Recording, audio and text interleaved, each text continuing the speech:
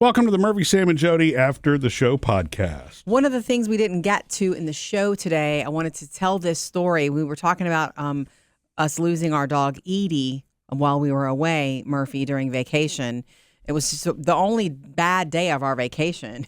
Yeah, she passed. When we say lose, she didn't disappear. Yeah. Right. Well, I guess she did, but it was just, it was permanently. She had been ill. Right, exactly. I'm not trying to be funny. I know. Well, what a coincidence. I lost Gus about a month ago. Right, but for somebody that didn't hear the show today, if you say lost, it's possible, right? Yeah. That somebody thinks that, It's just one of those days, Everything was happening. I had a flat tire, had to get that changed. There was an appointment for Edie. The next day we had an appointment scheduled for her for a specialist about this tumor, but we ended up at our own vet with her because she was so sick and all of this. I thought about you, Sam, before I get to my actual beautiful point to make about doing this as a family together.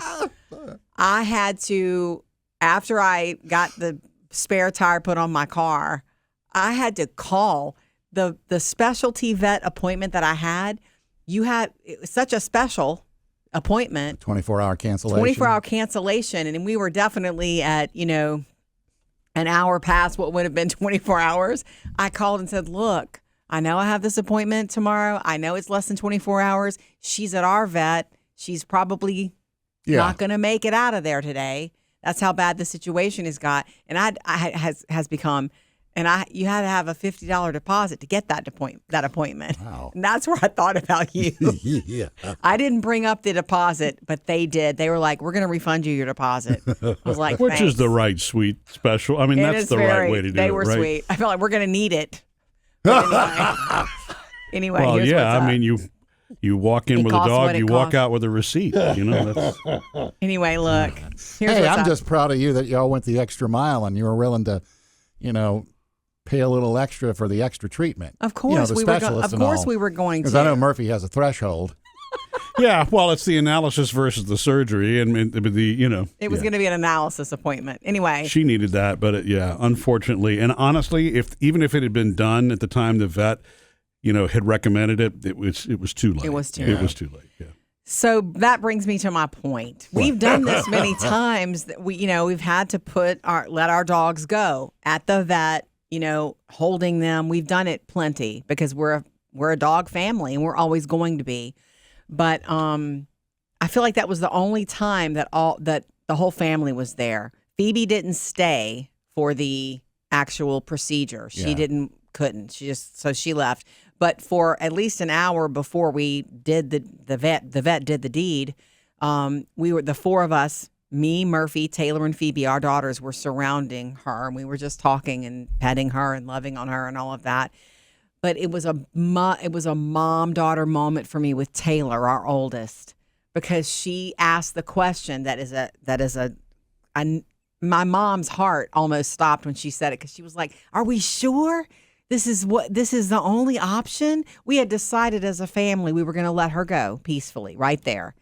And Taylor was more than once. You didn't catch that. She was like, "Are we sure this is the only thing it's tough. that we have to do?" Well, we explained, like, she called heads, so. No, I'm just kidding. But tails was the same. Brought the trick coin, did you? No, but I know what you mean. Mother's heart. I get that.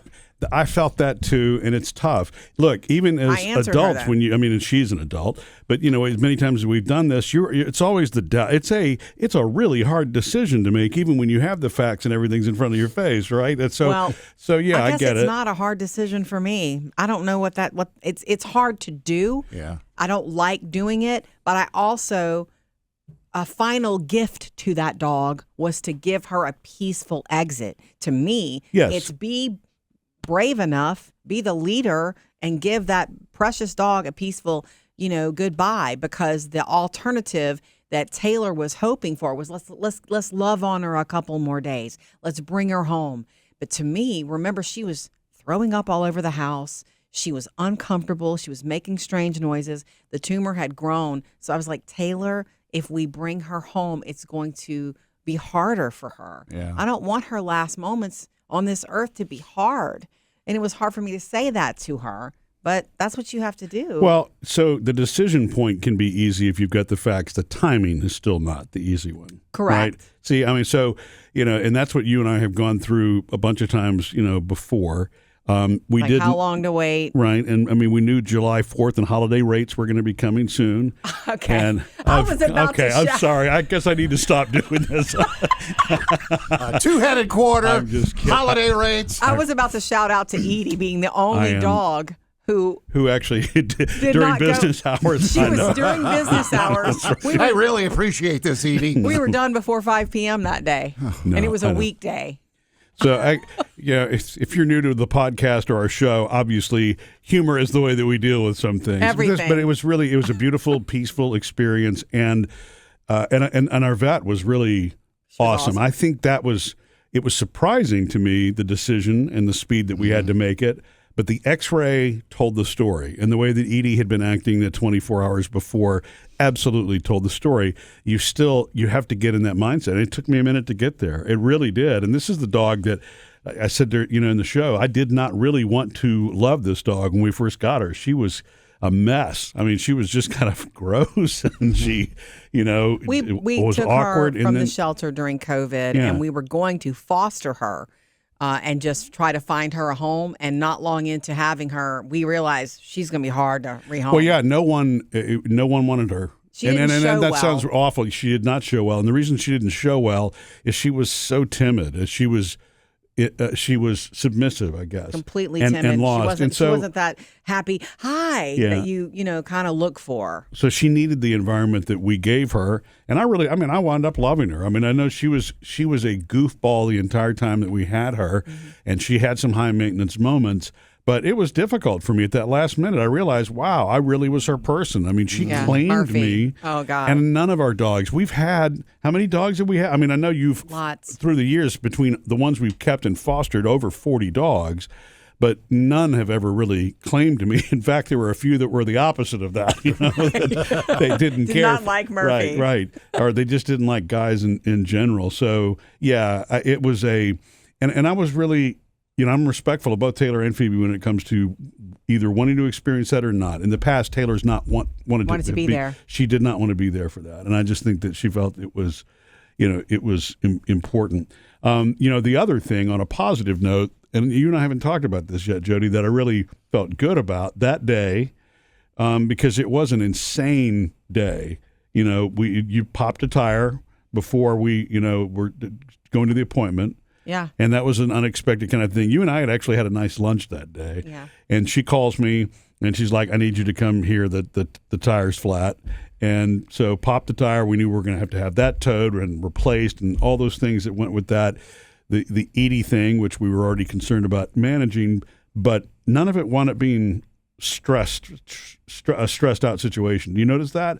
Yeah, well, they gave us as much time as we needed. Well, but I don't mean just the Edie part. I'm talking about the sequences of events of that day where the whole Murphy's Law, at the same time that we got to deal with Edie, we're having to deal with flat tires and your transportation and getting you home safely. We were not in a regular work day, though, too. That's all we had going on. It's like, it's fine.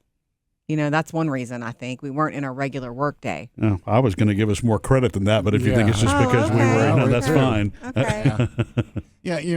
And I don't want to put this on to Gus, taken away from Edie, but no, it's fine. I had decided when I took Gus in that it's time. Mm-hmm. In talking with the vet, I was almost convinced to hold on a little while. Oh, really? Because and I think he wasn't trying to sell me. He was trying to give me both sides. Sure. He goes, now I could give you some medicine. I could do a couple of injections, and that will improve Gus's life.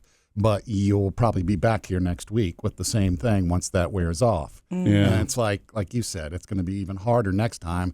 I actually did it this time. Am I going to be able to do it next week if I have to bring him back? Yeah.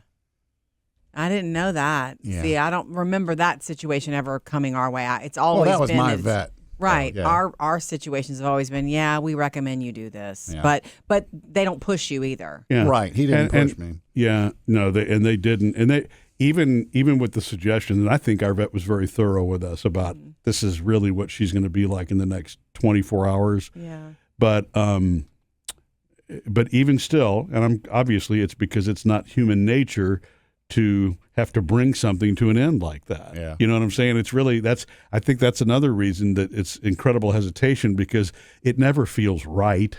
You know what's humane to do, you know what I'm saying? But it really doesn't, it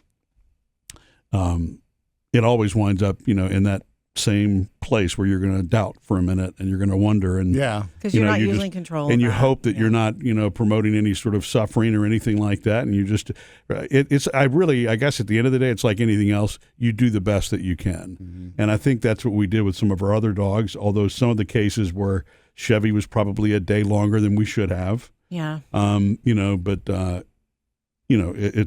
he was hard to let go of. Yeah. He was a really hard one for us to say goodbye. Right. We made that about ourselves a little bit too much. Yeah, and he was a fighter too. That's what was weird about him. He was not showing signs of anything. He was going through what boxers go through, which is the degenerative spine nerve thing. And so it started with his legs, and then it worked its way up where both paws. He couldn't get up at all anymore. But was crazy is he had that same energy in his eye, and he just loved us. He had a want. I mean, he was not, but it was just a bad situation for him, and so that was a different one. But and of course you had Piggy, or was it Felix, that got to go to the vet 3 or 4 times? Piggy had 9 lives. Piggy had 9 Piggy lives. the pug. Exactly. It's time to take you in. Oh, wait. Second wind. She came out. I actually wondered if the vet switched dogs on us one time. I was like, is this the same dog I brought in? Anyway, want to say thank you for all the love, for Edie, on our Facebook page, and the love for Gus. Yeah. It's something that we all, as pet owners, there's a lot of joy in pet ownership, 99% joy, and that 1% difficult day. Yeah, right. And and I love that you highlighted the conversation that you and Taylor had, because it was good guidance from you to her. It's a good question from her. It was a great question, right? Exactly. Missed any part of the show? Get it all on the Murphy, Sam, and Jodi podcast.